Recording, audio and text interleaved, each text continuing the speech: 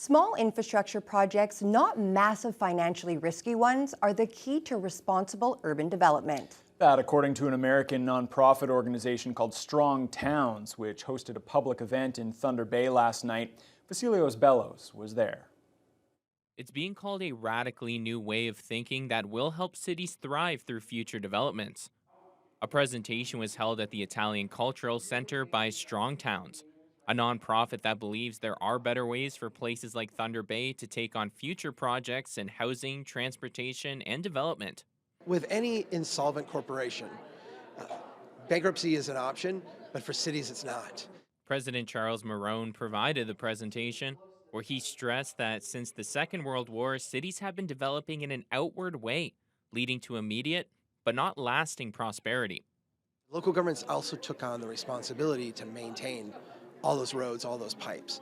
When we look at those two inputs, right, the amount that we took on and said we would do and the amount of revenue that it gave us, there's a huge mismatch there.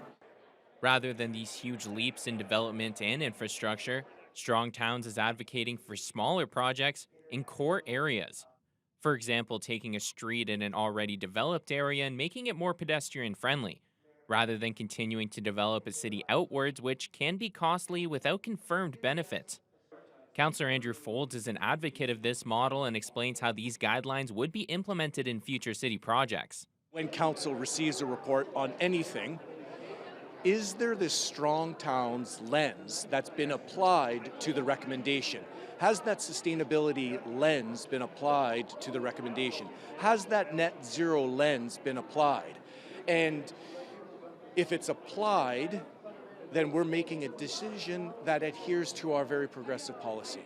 Folds goes on to say there are many city initiatives that would benefit from the Strong Towns approach, including their strategic plan, net zero strategy, and active transportation plan.